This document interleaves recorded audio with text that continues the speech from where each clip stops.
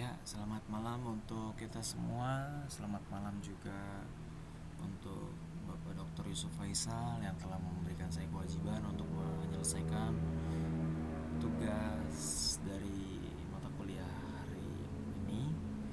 Terima kasih, saya ucapkan yang sebesar-besarnya karena inilah ilmu yang harus saya pelajari, inilah ilmu yang harus saya bagikan juga kepada teman-teman semua supaya kita sama-sama dapat mengerti tentang akuntansi. Sebelum lanjut ke materi, alangkah baiknya saya ulangi kembali perkenalan diri saya, yaitu perkenalkan, nama saya Hans Riko Manurung. Saya dari anak akuntansi ya. Mungkin udah bisa kita mulai ya, soalnya jadi kemarin tuh saya udah sempat bahas materi ke-1, 2, dan 3. Sekarang saya akan membahas materi keempat dan kelima. Ya, ini di materi keempatnya ada PS10 3B sampai PS10 6B. Oke. Kita mulai yang pertama ya. Ini kan ada bahasa Inggris, biar nggak lama-lama juga kita pakai bahasa Indonesia aja. Jadi di informasi soalnya kita dapetin si Sunrock ini, company ini menerbitkan obligasi pada 1 Januari 2017. Nilai nominalnya 800.000. Bunga nominalnya ada 9% per tahun, dibayar setiap 1 Januari setahun sekali. Artinya dia bayar setiap setahun sekali gitu, setiap 1 Januari. Harga jual itu sama dengannya itu dia 105% ya harga jual dari nilai nominal, artinya ada premium. Jangka waktu 10 tahun, jatuh tempo 1 Januari ya, sama ya. Ini dia ada info tambahannya, ada amortisasi premium sebesar 40.000, ada nilai tercatat obligasi 832.000, dilunasi pada 106%. Kita mulai bagian A ya. Kita buat jurnal penerbitannya dulu. Jadi sini ada obligasi jual pada 105% ya. Ini udah nominalnya segini, harga jualnya itu ini. Cara nentuin harga jualnya dulu ya. Jadi si harga jualan 105% ini dikali sama nilai nominal.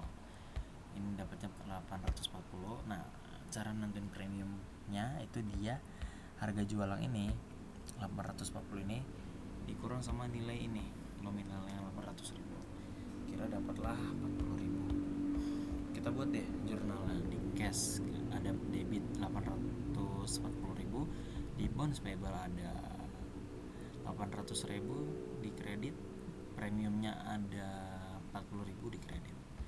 Oke, kita lanjut ke bagian B ya. Kita buat presentasi liabilitas per 31 Desember 2017. Jadi perusahaan ini dia buat laporan posisi keuangannya ya pada 31 Desember 2017.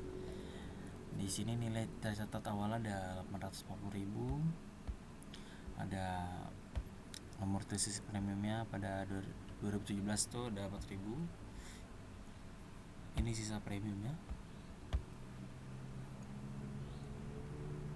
Kalau ada amortisasi berarti dia harus dikurangi, karena itu kayak penyusutan gitu. Amortisasi itu kayak nilainya akan semakin turun, jadi dia harus dikurang. Dia dikurang, jadi ini premium yang di awal.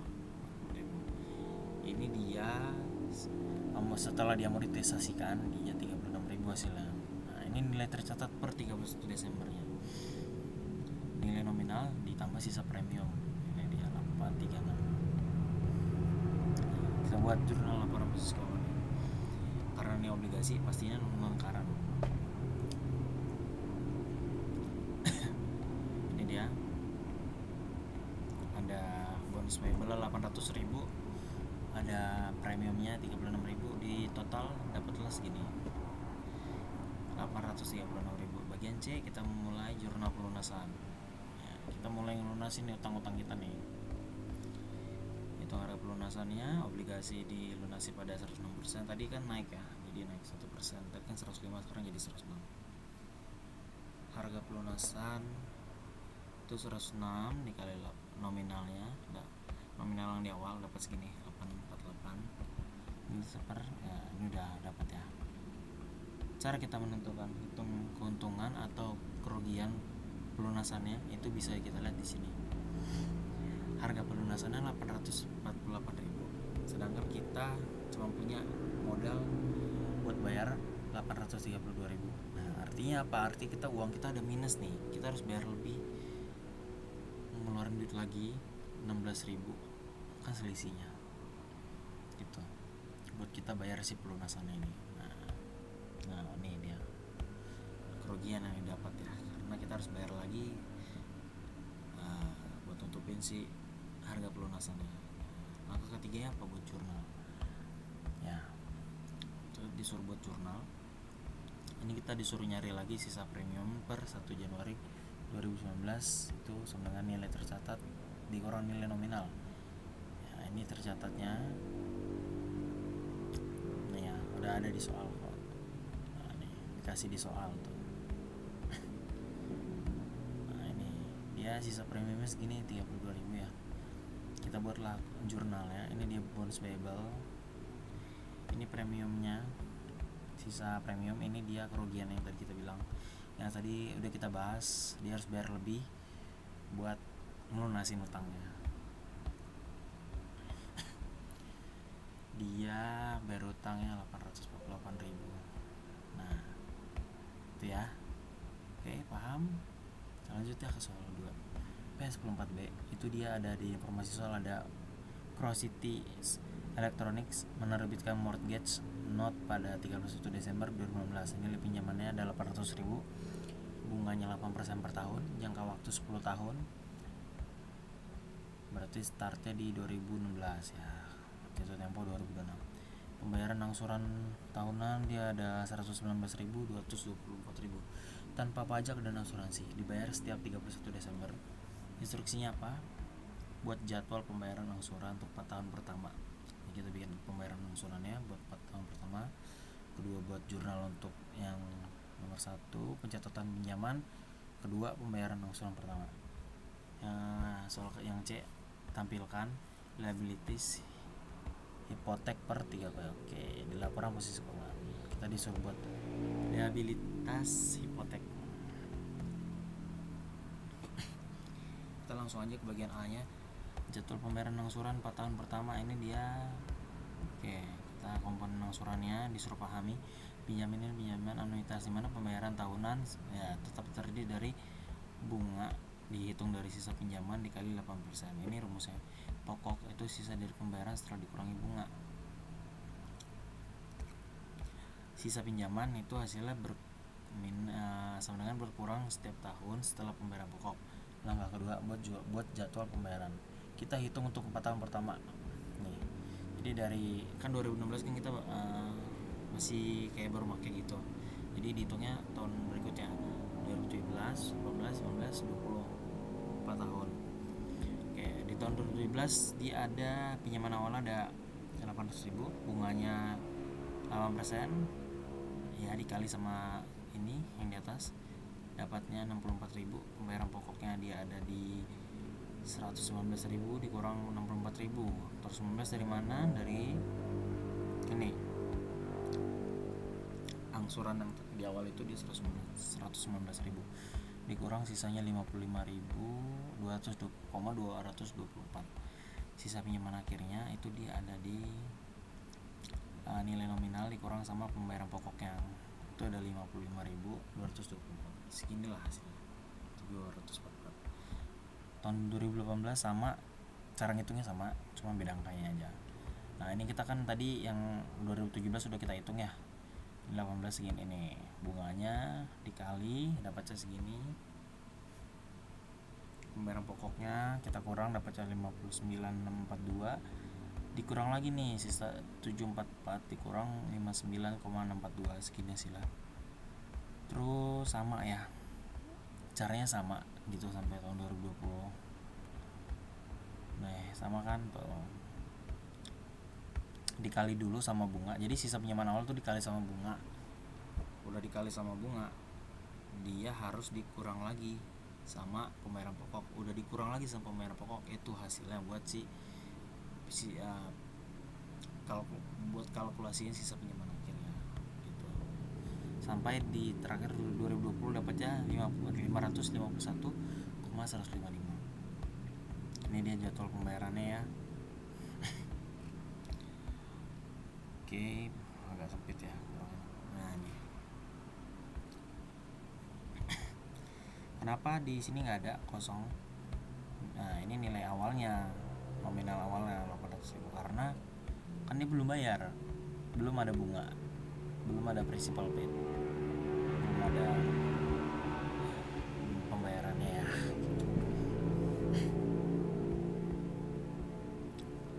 Oke, ini dia tabelnya, mungkin biar rapi kayak gini aja ya, biar agak rapi juga. Nah, bunga 8% dari sisa pinjaman awal setiap tahun. Ini penjelasannya saya buat juga. Principal paid pembayaran 119.224 dikurangi bunga ya, bunga sama ini tadi dikurangi aja. Ini hasilnya buat dapetin ini, dapetin si principal. Jadi ini dikurang ini hasilnya gitu.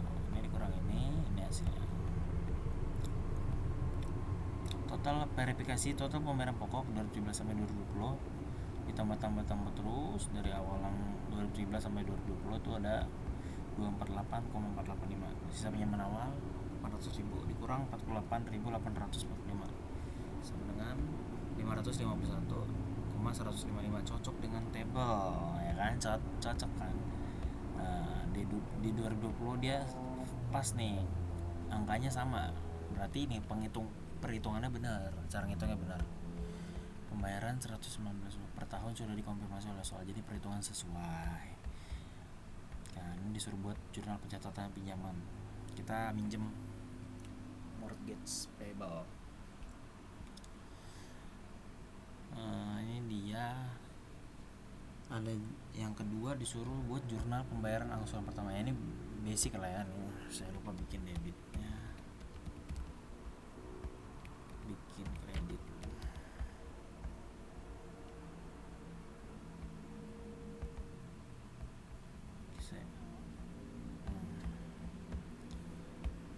Kita bayar angsurannya, ini ada bunganya, bunga dan pokok, ada bunga sama pokoknya ya.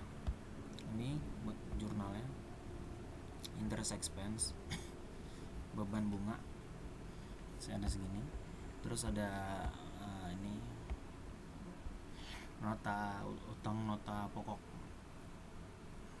bunganya ya, dia ada di 55. Kita bayar deh, kita cash 119.224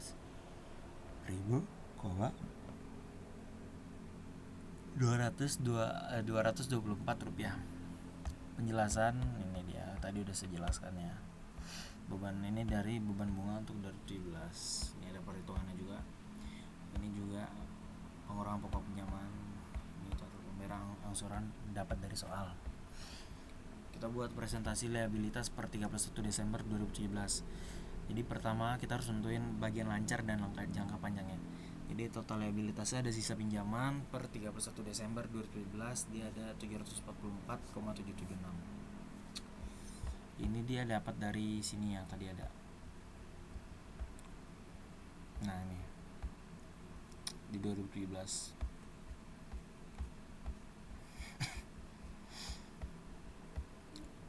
Kan sama kan. Ini mortgage-nya, ini yang jangka pendek, ini jangka panjang. Ini pokok bunganya ya. Sama di table tadi sama. Current portion ya, yang 59.000 tuh pokoknya akan dibayar dalam 1 tahun ke depan. Itu untuk tahun depan. Nah, long term sisa pinjaman yang jatuh tempo setelah 2018. Jadi lama nih, jangka waktunya lama gitu. Jangan long term ya.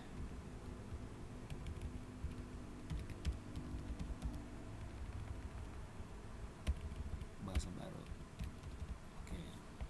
Total 744, ya sisa pinjaman per 31 Desember cocok dengan tabel. Nah ini kita disuruh buat presentasi ini, maksudnya utang pada 31 Desember 2017 tuh sama nggak, cocok nggak sama tabel yang di atas. Ternyata cocok. Ini dia. Ya lanjut ya ke soal ketiga. P10 5B. Kita di informasi soal dapat Witherspoon, dia satelit, ada penerbitan obligasi sama 1 Januari 2017, nilai nominal ada 4.500.000, bunganya ada 9%, harga jual ada 4.219.600, artinya ada diskon karena di bawah nilai nominal. Nah ini bakal terjadi diskon. Kalau harga jualnya di atas nilai nominal, kemungkinan besar dia bakal ngalamin premium. Tapi kalau dia di bawah si nilai nominalnya, kemungkinan besar dia bakalan ngalamin diskon. Tingkat bunga efektifnya dia ada 10% ya per tahun. Jangka waktunya dia sama kayak yang soal sebelumnya, dia 10 tahun juga. Kita di sini dituntut untuk memakai metode effective interest method. Oke. Bulatkan ke pohon terdekat. Kita mulai dari bagian A dulu ya. Ini soal ada nih, A sampai E. Di A itu disuruh membuat jurnal penerbitan obligasi. Nah, inilah nilai nominalnya, harga jualnya ini, diskonnya, cara nyari diskonnya ini tinggal dikurang aja. Tuh. Ini hasilnya. Kita nerima cash, diskon. Beban yang harus kita diskon tuh lebih kayak seperti beban yang harus kita tanggung, artinya ada tanggungan yang harus kita bayar.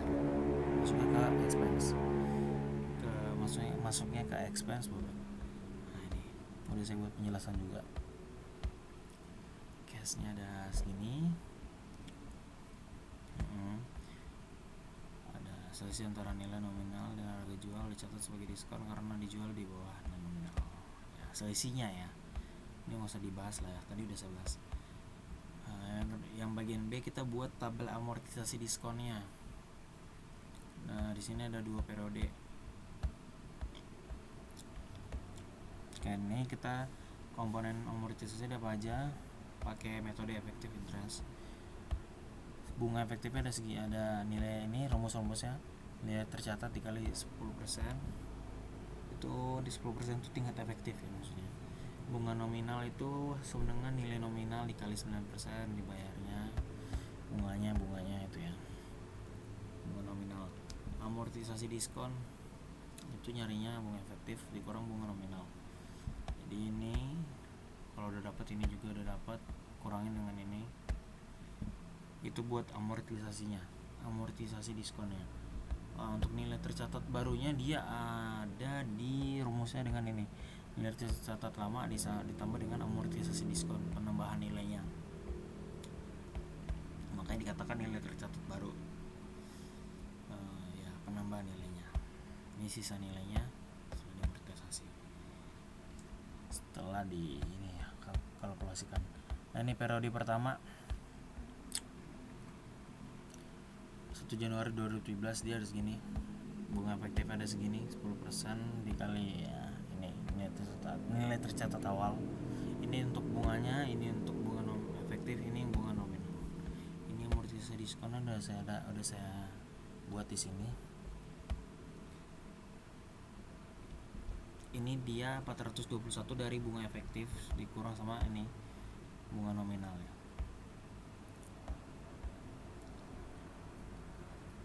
Nilai tercatat akhir 31 Desember 2017 sama dengan 4.219.600.000 ditambah 16.960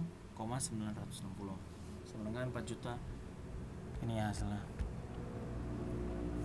Itu ini untuk nilai tercatat akhirnya. Terus sampai ke 2018 sama ini. Nilai tercatat akhirnya didapatlah di sini. 4.255,216. Cashbacknya pembayarannya sama tiap tahun 405.000. Interest expense ini. Diskon amortize-nya dia segini ya.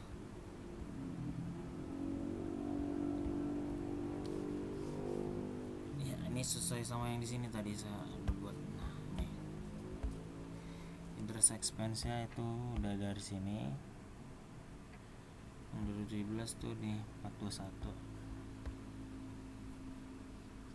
Terus untuk yang 18 itu dia di sini 423.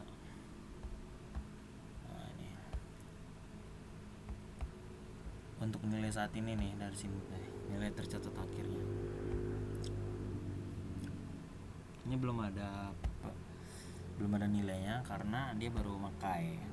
Tunggu setahun pemakaian baru bisa kita cari berapa sih harus kita bayar bunganya, sama beban bunganya berapa, sama diskon amortisasi dapat berapa. Tunggu setahun. Nah, ini penjelasannya sini.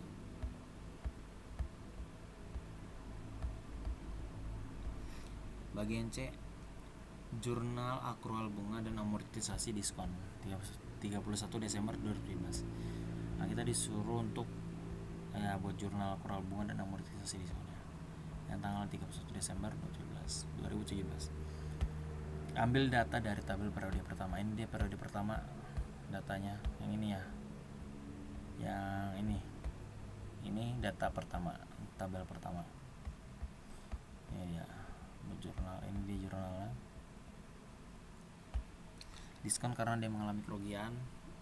Kenapa interest payable di kredit? Karena dia jatuhnya ngutang. Kalau debit itu dia bayar utang. Oke, penjelasannya ya ini udah ada ya. Kita yang ke D itu jurnal pembayaran bunga. Kita disuruh buat jurnal pembayaran bunganya. Sama seperti tadi, ambil data dari sini ya. Nih. Nah, kita lihat sini.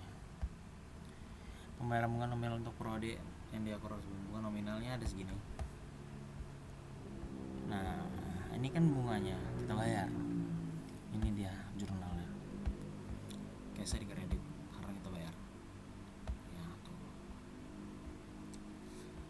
Yang bagian E kita disuruh buat jurnal akrual bunga dan amortisasi diskon. Itu 31 Desember 2018. Ambil data dari periode 2. Bunga efektifnya segini, bunga nominalnya segini, amortisasi diskonnya segini. Jadi kita tinggal ngambil datanya aja, kita nggak usah ngitung-ngitung lagi karena itu sudah ada di data-data sebelumnya. Kita buat jurnalnya sama kayak yang tadi. Ini dia. Sama aja sih, cuman beda angkanya aja gitu. Untuk ini sama aja.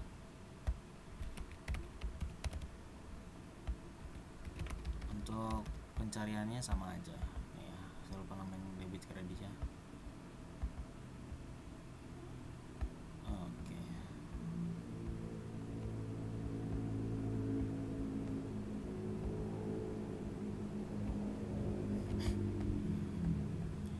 Ya, sama aja. Nah, itu kita cuma disuruh buat jurnal akrual bunganya ya. Cuman ini jurnal pembayaran bunga, ini akrual bunganya. Langkah pertama kita ambil data dulu. Yang kedua kita buat jurnalnya. Ternyata pas dicoba ke jurnal dia cocok, datanya sama gitu. Lanjut ke soal ke P10 6B ya. Ini dia. Di informasi soal kita dapat Aslok Chemical AG menerbitkan obligasi. Nominalnya ada 4 juta, bunga nominal ada 10% per tahun, dibayar setiap 1 Januari, setahun sekali juga sama. Harga jual 4.500.000. Dia ada premiumnya ya. Segini ya premiumnya, selisih dari sini. Tingkat bunga efektifnya 8% per tahun. Jangka waktunya ada 10 tahun, jatuh temponya sama ya. Pakai effective interest method juga. Ini kita yang pertama disuruh buat jurnal. Nah, ini dia bunga efektif, rumusnya bunga efektif, rumus bunga nominal, amortisasi premium sama nilai tercatat baru. Nilai tercatat awal ada 1 Januari 2017 segini harga jual. Bunga efektifnya ada segini. Dikaliin dulu sama yang 8%, dia dapatnya segini, 363 490. Amortisasi premium ada 36.510. 400.000 itu dari nilai nominal kan tadi 4 juta dikali 10%, 400.000 itu amortisasi premium dikurang sama 363 dari bunga efektifnya, jadi 36,510. Nah ini nilai tercatat akhirnya nih dikurang ya, jadi sisa ini 4543 itu harga jualnya tadi, dikurang sama nih amortisasi premiumnya. Tahun 2018 juga sama, cara hitungnya kayak di tahun 2017, dapatnya segini 4.467.686 rupiah. Kita buat terbitan obligasinya, jurnal penerbitannya.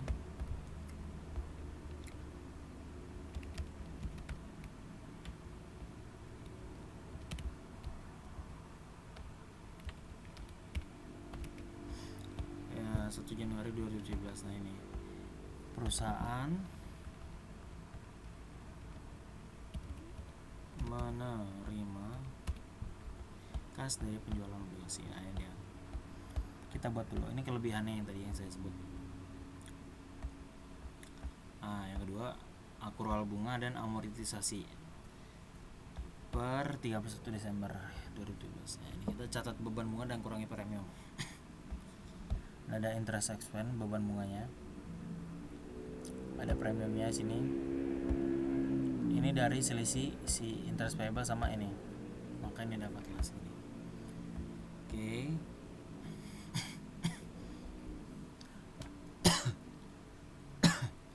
Angka dari mana? Itu tadi udah saya sebut. Bayar bunga 1 Januari 2018. Bayar bunga yang udah diakrual. Ini akunnya, penamaannya ya. Dia ada interest payable pada cash, di interest payable lah di debit, cashnya di kredit, karena kita bayar bunga kan.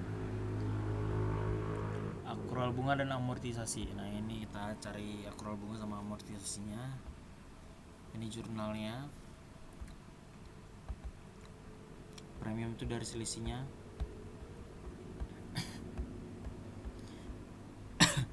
Udah ya, paham ya yang ini ya. Bagian B itu kita disuruh buat laporan liabilitiesnya ya. Ada nilai tercatat udah ada, nominal udah, nilai nominal ada, sisa premium ada. Kita tinggal masukin aja. Ini nominalnya segini, 4 juta. Bonus payable, utang obligasinya. Premiumnya itu ada di nih selisihnya kan. Jadi ini nilai tercatatnya yang tadi 2018 dikurang lah sama si ini, 4.467 dikurang 4 juta. Ini hasilnya. Dikurang ditambah. Ini untuk nilai bonus apa utang obligasi saat ini. Pada bagian C kita disuruh mencari beban bunga pada tahun 2018. Beban bunganya yang 2018 ada apa aja sih? Dari tabel kita dapetin 360.569. Itu kita cuma ditanya beban bunganya doang. Lihat aja di sini dari 2018. 363.490. 363.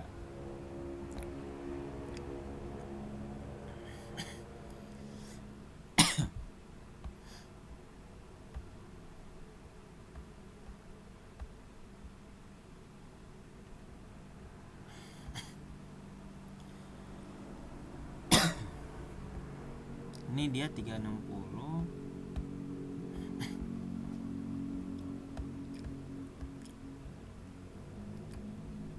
Nah nih,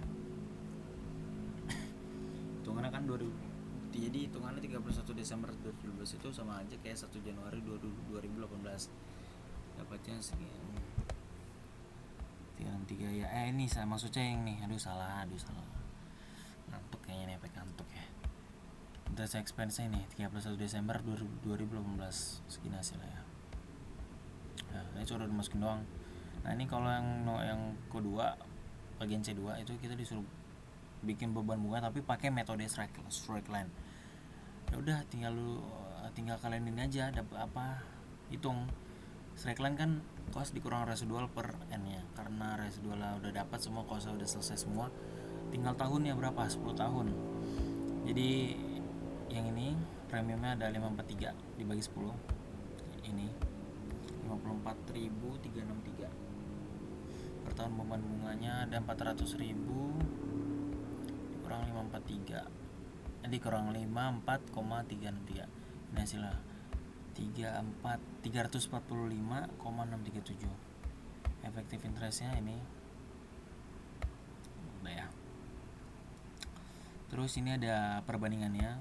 Jadi beban bunga yang ditanggung dia bakalan lebih besar mengarah pada 360,569, yaitu dengan cara yang kayak di atas tadi. Itu beban bunganya tuh bakalan lumayan lah gitu. Tapi kalau pakai cara straight line, karena dia konstan juga, jadi dia per tahun terus saja harganya 345.637 gitu. Jadi jawabannya ini yang lebih besar 360 itu yang cara di awal, tapi yang lebih kecil untuk beban bunganya itu cara yang ini straight line. Oke, kira-kira seperti itu aja yang bisa saya sampaikan. Mohon maaf bila ada kekurangan atau salah kata. Semoga kita bisa bertemu lagi di next videos. Semoga bisa menjadi ilmu berkat yang bisa buat teman-teman pakai di kehidupan teman-teman ya. Terima kasih, itu aja dulu. Selamat malam untuk kita semua.